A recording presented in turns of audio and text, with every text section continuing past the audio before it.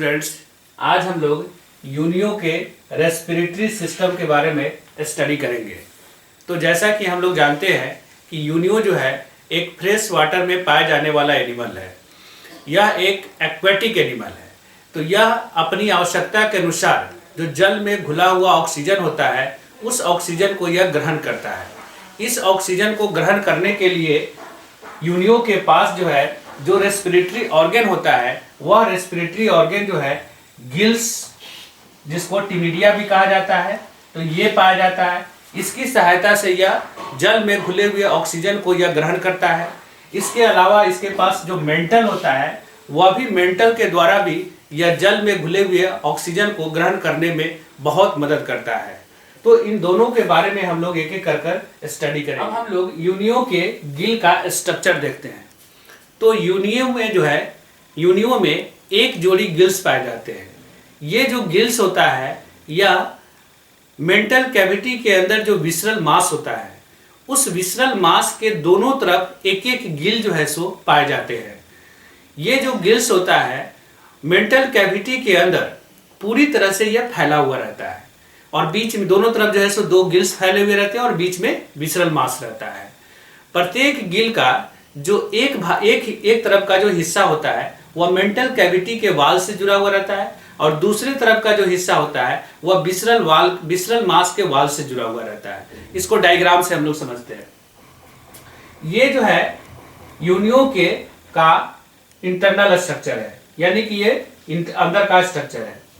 यहाँ पर देखिए, ये जो है इसका जो है मेंटल कैविटी का वाल है। ये मेंटल कैविटी का वाल है, ये मेंटल कैविटी का वाल, मेंटल कैविटी, और ये बीच में जो है सो इसका विसरल मास है। ये जो है सो इसका पूरा विसरल मास है, जिसमें जितने भी इसके ऑर्गन्स होते हैं वह सभी इसके अंदर शामिल होते हैं। तो विसरल मास और ये मेंटल कैविटी के वाल, इसके बीच में जो है ये गिल्स जो है सो स्थित है। इधर ये विसरल मास का वाल और ये मेंटल कैविटी का वाल, इसके बीच में ये गिल्स स्थित है। तो गिल्स का एक तरफ का जो सिरा होता है, इधर का जो सिरा है, वह जो है सो ये इधर का जो भाग है वह मेंटल के वाल से अटैच रहता है और इधर का जो भाग है वह विसरल मास के वाल से अटैच रहता है। उसी तरह से इसमें भी है, ये मेंटल कैविटी का वाल है।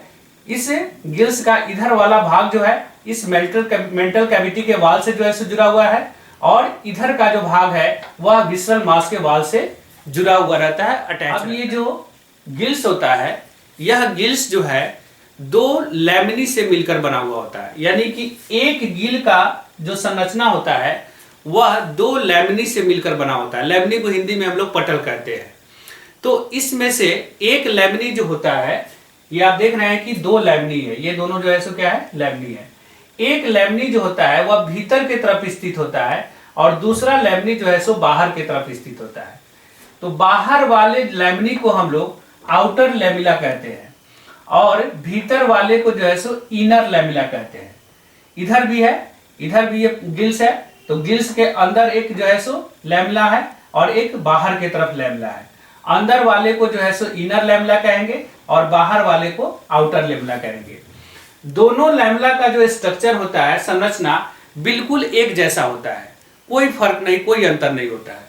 सिर्फ ये जो अंदर वाला जो लैमिला होता है वह थोड़ा ज्यादा चौड़ाई में थोड़ा ज्यादा होता है बाहर वाले लैमिला से। इसके अलावा इसमें किसके संरचना में आपको किसी तरह का कोई जो है सो बदलाव देखने को नहीं मिलेगा। प्रत्येक लैमिला जो होता है यह भी आकार के उदग्र छरों का बना हुआ होता है, जिसे हम लोग गिल फिलामेंट कहते हैं। अब हम लोग क्या करते हैं कि ये जो गिल फिलामेंट है, इस गिल फिलामेंट का एक छोटा सा टीएस लेकर देखते हैं कि इसके अंदर का स्ट्रक्चर किस प्रकार का होता है। तो जैसा कि हम लोग जानते हैं कि जो लैमिला होता है, यह लैमिला जो है बहुत सारे गिल फिलामेंट से मिलकर बना हुआ होता है और इसके कारण से लैमिला का बाहरी सतह पर बहुत सारी जो है सो उदग्र रेखाएं दिखाई पड़ती है। एक गिल फिलामेंट दूसरे गिल फिलामेंट से एक छोटे छोटे सेतुनुमा स्ट्रक्चर से जुड़ा हुआ रहता है। ये जो देख रहे हैं, एक गिल फिलामेंट दूसरा गिल फिलामेंट, ये दोनों जो है सो यह इससे जुड़ा हुआ है। यहाँ पर भी देखिए, ये सेतुनुमा स्ट्रक्चर से जुड़ा हुआ रहता है। इस स्ट्रक्चर को हम लोग कहते हैं फिलामेंटस जंक्शन। इसको कहेंगे फिलामेंटल जंक्शन कहा जाता है। दोनों लेवला जब डोर्सल पार्ट में आपस में जुड़ते हैं, ये दोनों जो है सो आपस में जब जुड़ेगा तो यह जो है भी आकार का संरचना की तरह दिखाई देता है। लेवला के सतह पर बहुत सारे छोटे छोटे छिद्र पाए जाते हैं। इन छिद्रों को हम लोग ऑस्टिया कहते हैं। यह एक तरफ इंफ्रा ब्रांचियल चेंबर में खुलता है तथा दूसरी तरफ जो है सो यह वाटर ट्यूब्स में जाकर खुलता है। गिल लैमेला का जो है सो जितना भी फिलामेंट होता है वह सभी जो है सो दिखने में एक समान ही दिखाई देता है, इसलिए इसको जो है होमोरैबिडिक अवस्था कहा जाता है। प्रत्येक गिल तंतु जो होता है वह संयोजी ऊतक अर्थात कनेक्टिव टिश्यू का से मिलकर बना होता है। इसके जो भीतर जो रड होता है वह काइटेनियस से बना हुआ होता है। ये जो है सो काइटेनियस रड से ये मिलकर बना हुआ होता है। ये गिल जो है यह एक तरफ जो है सो मेंटल से जुड़ा हुआ रहता है और दूसरी तरफ जो है सो विसरल मास से जुड़ा हुआ रहता है। तो इसका जुड़ने का जो महत्वपूर्ण तरीका है यह जो है सो जल की धारा की दिशा को निर्धारित करता है। गिल के लेमिना से जुड़ने की इस विशेष विधि के कारण यह एक पर्दा के जैसा जो है सो बन जाता है, जो मेंटल को दो जो है सो असमान कक्ष में बांट देता है। इसमें से जो ऊपर का जो कक्ष होता है वह छोटा होता है जिसको सुप्रा ब्रांचियल चेंबर कहते हैं, और नीचे का जो कक्ष होता है वह बड़ा होता है, उसको हम लोग इंफ्रा ब्रांचियल चेंबर कहते हैं। गिल फिलामेंट जो होता है वह सिलिएटेड एपिथेलियम के द्वारा कवर्ड रहता है। तो इसमें 3 तरह के सिलिया देखने को मिलता है। सबसे ऊपर जो होता है वो फ्रंटल सिलिया होता है, फिर उसके नीचे जो है सो लेट्रोफ्रंटल सिलिया, और सबसे नीचे जो होता है वह लेटरल सिलिया पाया जाता है। यह जो है सो पानी जब जल की धारा जब इसके शरीर में प्रवेश करती है तो उसमें ऑक्सीजन के साथ साथ भोजन के कण भी रहते हैं। तो ये जो सिलिया क्या करता है, मेनली फ्रंटल सिलिया जो है वह भोजन के कणों को छानने में सहायता करता है। इसके द्वारा भोजन के कण को छान लिया जाता है। में जो गैसों का विनिमय होता है वह एक्सचेंज, जो गैसेस का एक्सचेंज होता है, जब जल की धारा जो है वह साइफोन के से ऊपर की ओर चढ़ती है तो उसमें जो इनर लैमेलर जंक्शन होता है, तो इनर लैमेलर जंक्शन में बहुत सारे जो है सो ब्लड वेसल्स पाए जाते हैं, जहाँ पर जो है सो गैसेस का एक्सचेंज होता है अर्थात आदान प्रदान होता है। यानी कि वाटर में जो ऑक्सीजन होता है वह ब्लड में चला जाता है और ब्लड में जो कार्बन डाइऑक्साइड होता है वह वाटर में आ जाता है, और फिर उसके बाद उसको जो है सो कार्बन डाइऑक्साइड वाला जो वाटर होता है उसको जल में छोड़ दिया जाता है। ये सब कुछ कैसे होता है, तो सबसे पहले क्या होता है कि इनहेलेंट साइफोन के द्वारा वाटर इसके शरीर के अंदर प्रवेश करता है अर्थात मेंटल कैविटी में जाता है। फिर वहां से वह सुप्रा ब्रांचियल चेंबर में जाएगा जहां पर बहुत सारे जो है सो ब्लड वेसल्स मौजूद होते हैं। उस ब्लड वेसल्स में जो है जो पानी में जो ऑक्सीजन घुला हुआ है वह ब्लड में जाएगा और ब्लड में जो कार्बन डाइऑक्साइड है वह पानी में आ जाएगा।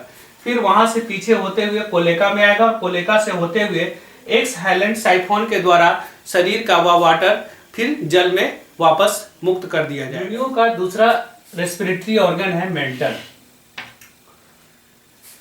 तो मेंटल जो होता है, जैसा कि हम लोग जानते हैं कि इसका जो गिल्स होता है वह इसके मेंटल में विसरल मास के दोनों तरफ लटके हुए रहते हैं।